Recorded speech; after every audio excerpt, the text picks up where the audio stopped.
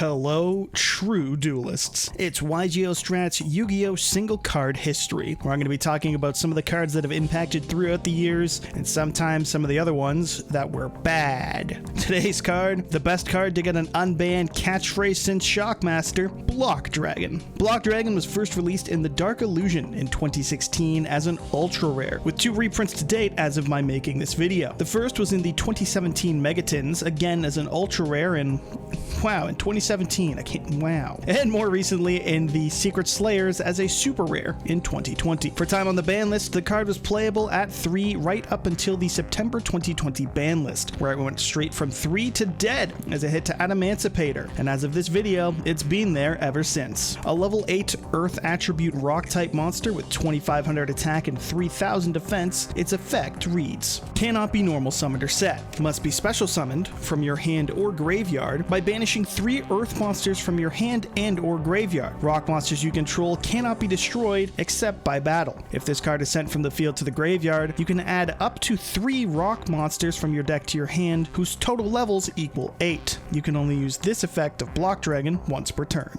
Behold the Yu-Gi-Oh! Trading card game staple, one of the most broken effects to ever be printed, but its support to a type no one uses, so it's okay, right up until it isn't. When this card dropped, it was coming right at the end of the Cosmo PK Monarch format, and it came in a set pushing not only the truly game-defining Dark Magician support, but more importantly, the same set that would give us Metal Foes and Paleozoic in the TCG. So a random one-off piece of rock support wasn't exactly the card getting the spotlight. On release, this card was a neat tech for Rock Stun, I guess, a deck that saw like locals level success in 2011 and had a following of pretty much exactly my friend Nick, from what I can tell, since that motherfucker just likes to say no. Or maybe it was seen more as a piece of indirect support for Triumid, a one-and-done archetype of sorts from the same set that Block Dragon debuted in, that got 3 field spells in 2016 and somehow didn't get any broken ones, despite that kind of being the trend. How'd they fuck that up? As such, players didn't do much with it, because there just wasn't much to be doing. And it's not until 2018 that the card starts to see tops beyond at most a local level, if at all. And hey, would you look at that, it was part of some FTK. Gem Knight FTK is a deck that became playable with the release of Gem Knight Phantom Quartz, continuing the legacy of Gem Knights being only good for FTKs, and giving them not only access to search any Gem Knight card on summon, but to also get any Gem Knight summoned from the extra deck by shuffling targets from the grave or banished zone back into the deck. This paired beautifully with Block Dragon, as Block Dragon's banish to summon meant it was fueling the banished zone for Phantom Quartz to make probably Lady Brilliant Diamond, a fusion monster who could tribute any Gem Knight to summon any Gem Knight from the extra deck, ignoring its summoning conditions. The end goal of this deck was ultimately to spam Gem Knights and get out Lady Lapis Lazuli, with 5 other monsters special summoned to the field, then use its effect to burn for 3000, sending another copy of itself to the graveyard,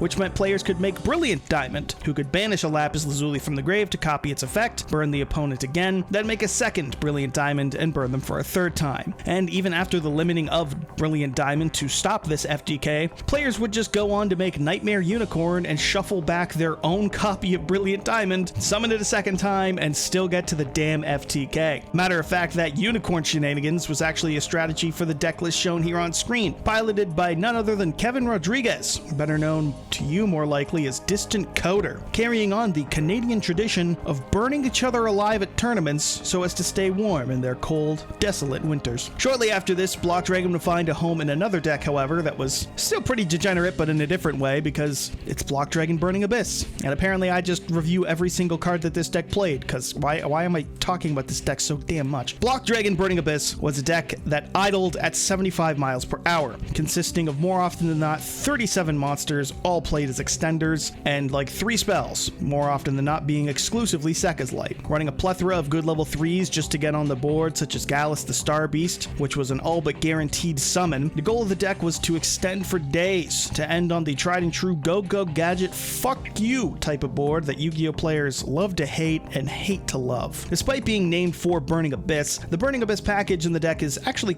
pretty small, opting to use them solely as a means of extension and to help mill some. Instead Instead, what the deck plays are a plethora of Earth cards to abuse with Block Dragon, since while the search effect of Block Dragon is once per turn, the summoning condition is not. As such, it could be used as consistent link fodder, and with its one search could get access to cards such as Gigantes for free extension, or even Fossil Dyna to make as part of their end board. And for end boards, it more often than not had a copy of Fossil Dyna to prevent the opponent from special summoning, a Naturia Beast to stop the opponent from using spell cards, an Avramax to save their Fossil Dyna from battle, and a Block Dragon to save Fossil Dyna from any other destruction effects they might try. This combo pile was very popular at a regional level, but never the top dog of its format in terms of YCS tops or results. And while Block Dragon Burning Abyss would fall out after the limiting of Sekka's Light, it wouldn't be long before Block Dragon would ultimately find its final home, because COVID format gave us some very strong decks that abused the Lego Dragon. And before I get to the real big boy reason, where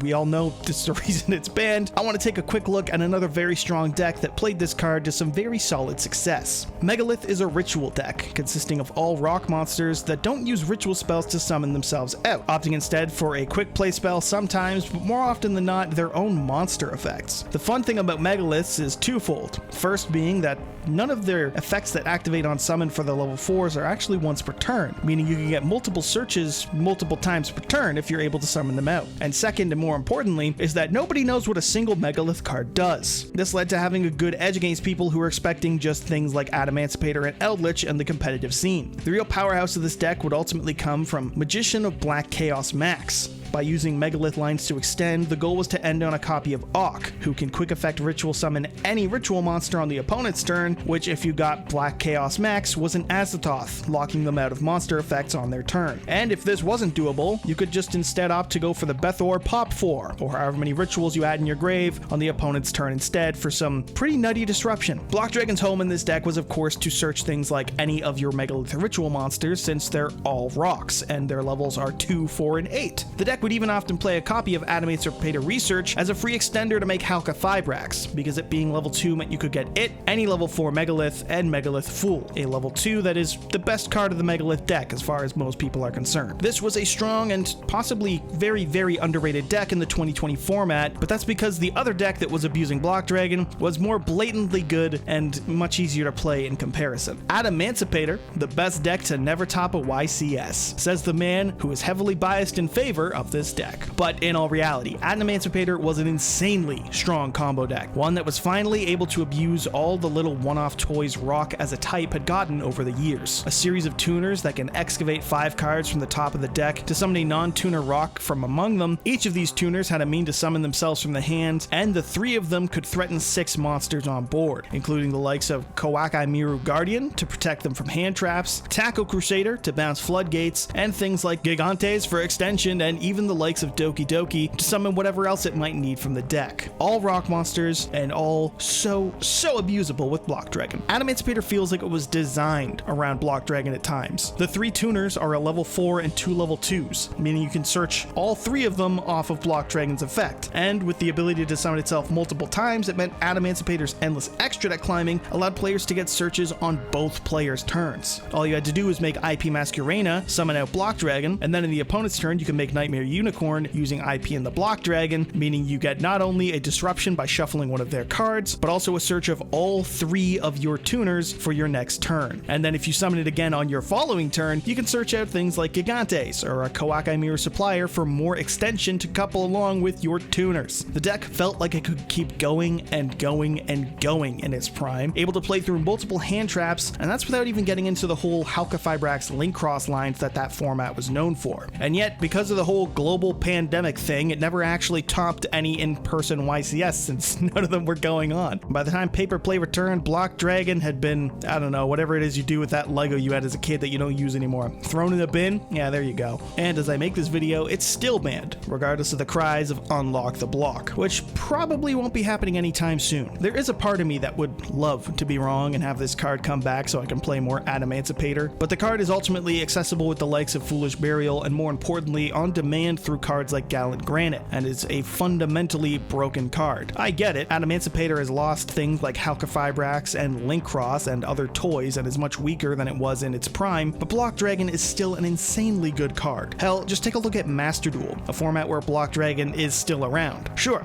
post Sprite and Tears it's fallen off and it's not relevant, but that doesn't mean there aren't still cries for people wanting this card banned just because of what it allows players to do. As I said in the beginning of this video, it's a staple of the game, I feel. Broken support for a weak type. Things like Snake Rain, Resonance Insect, Rekindling, more or less, and even quite possibly Zealantis. These are just cards that aren't doing things right now, but the moment they can do something, they most certainly will be. And I think Block Dragon and Adamemancipator proves just that. Overall, Block Dragon is an absurdly good card, capable of helping to both build boards and advantage all by itself, and one that did so well that it got banned. It's been called an honorary dragon ruler in the past, and I don't think that that's a wrong thing to say, because whether you feel it's fine to come back into the game or not, this card is going to be the most broken card in whatever deck that's playing it, even if it's not broken enough for the meta. If it ever does see the light of day again, you know Adamemancipator will see a small spike in play, and any future rock deck will be dying to get their hands on it, because at the end of the day, you're looking at free link fodder that can result in a +3. Is that really what we want in the game? As an Adamemancipator player, yes. For the health of the game, probably not. And so, that's our look at Yu-Gi-Oh! Single card history, Block Dragon. Stay tuned for our next video, and feel free to suggest some cards to review or what type of video you'd like to see. Don't forget to like, and as always, subscribe to YGO Strats to impress your smokin' Italian wife, and so you too can be a true duelist.